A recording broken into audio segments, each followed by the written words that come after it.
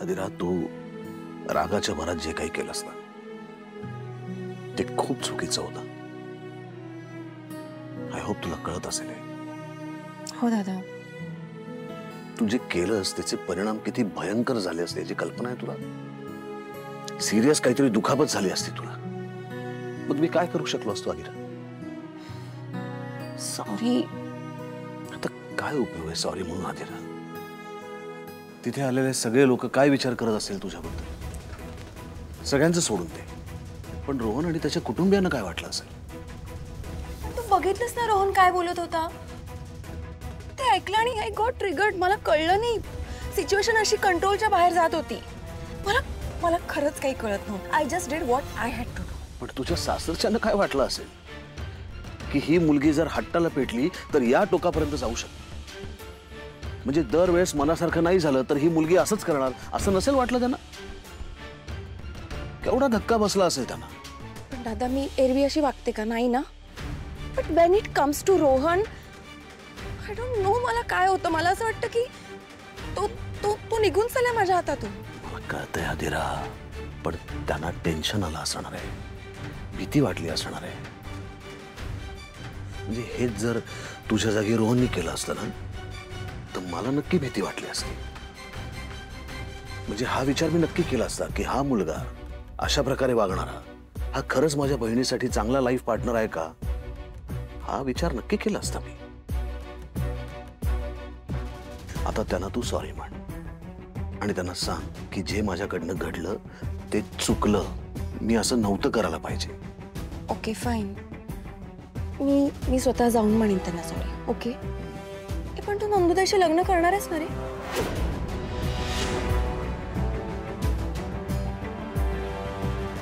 मी commit केलं ना, आणि मी एखादी गोष्ट एकदा कमिट केली की माझी कमिटमेंट मी पाळतो. माहितीये ना तुला?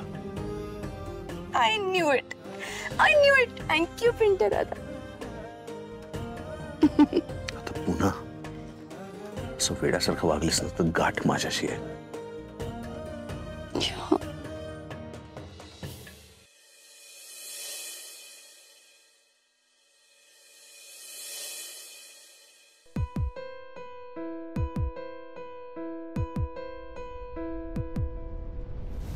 ताई, तू ठीक आहेस ना? झोप झाली आहे का तुझी ताई? ताई, तू फोन काय बघतेस? माझ्याशी बोल ना. बोलत का नाहीयेस? कारण तुझ्याशी बोलण्यासारखं काही उरलं नाहीये. अगं ताई, हे बघ, मला कळतंय तू माझ्यावर चिडलीस, पण एकदा माझं ऐकून तरी घे ना सगळं. हे बघ, आय नो तुला माझा राग आलाय, पण समर सर खूप चांगले आहेत. हे बघ, काल जे सगळं काही झालं ना ते अधिराच्या अक्रस्ताळेपणामुळे झालं. फक्त अधिराच्या नाही ताई, ताई ऐक ना यार माझं, मला तुझ्याशी बोलायचंय, प्लीज ऐक ना. बोल. ओके, काल माझं चुकलं, आय एम सॉरी. अरे वा, म्हणजे तुला लक्षात आलं का तुझी पण चूक असू शकते, फक्त अधिराची नसते चूक. ताई, मला माझी चूक नेहमी रिअलाइज होते, नेहमी कळते. अगं पण ती अधिरा असं काहीतरी इम्पल्सिव्ह वागताना या गोष्टीची भीती आहे मला. तू पाहिलंस ना काल तिने काय केलं? असंच जर करून तिने मला लग्नाला फोर्स केला असता तर ताई तुझं लग्न कायमचं मागे राहिलं असतं. रो, अधिरा, अधिरा तू? हाय. हा ग बाई, सुन बाई. अधिरा, ये ये ये ये ये. बस बस बस बस बस. बरं वाटलं ग तुला बघून. बस तू काय घेणार? तू कॉफीच घेत असशील ना अधिरा? कॉफी बनवते. मी पाणी आणते, पाणी आणते. थोडी कॉफी. थोडी कॉफी आणते आणते. काय ग, बरी आहेस का? I am fine. अगं हात होईल बरं 2 दिवसात. अगं काय ग स्वानंदी, जाऊ दे बरं तो विषय आता. घ्या. हा पी. तुम्ही प्लीज कॉफी नका आणू. तुम्ही जरा 1 मिनिट बसता. हो.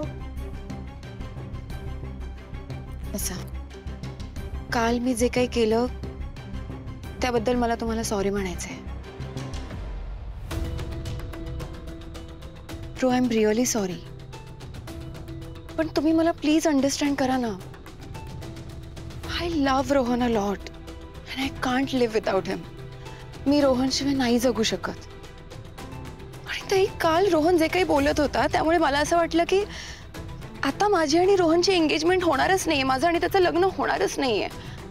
आय गॉट स्कॅर्ड नंदुताई. आय गॉट ट्रिगर्ड आणि out of that fear it happened. I am really sorry. हे सगळं भीतीपोटी घडलं. पण मी अशी नाही आहे. ओके, तुम्हाला असं वाटत असेल की मी अशी आहे म्हणजे प्रत्येक सिच्युएशनमध्ये मी अशी वागते, अशी टोकाला जाते, तर असं नाही आहे. आणि पुढेही असं घडणार नाही आहे. आय नो तुम्ही असाच विचार करताय, म्हणून मी आज इथे तुम्हाला सॉरी म्हणायला आली आहे. I am really sorry.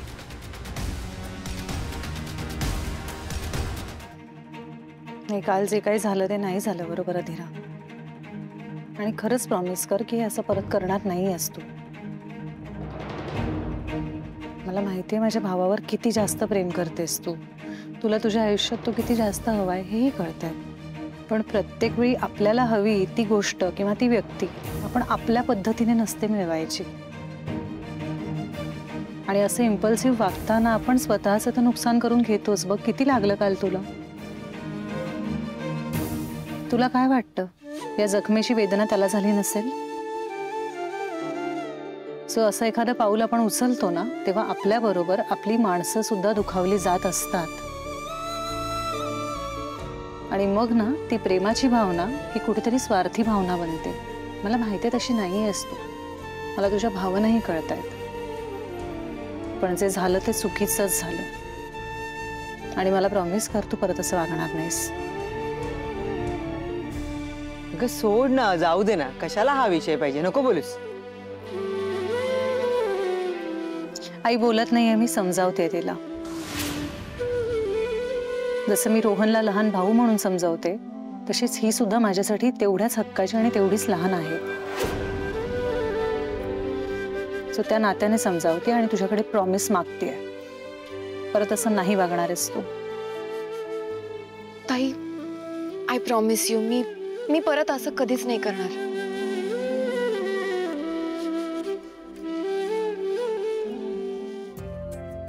जे काय होतं ते चांगल्यासाठीच होतं ना. आता तू असं केलंस म्हणून तर स्वानंदीचा तुझ्या भावाबरोबर साखरपुडा झाला. चांगली गोष्ट आहे ना, है ना? आय नो राईट नंदुताई. I am really very very very happy for you. And you know, I guarantee you will be the happiest person in this world.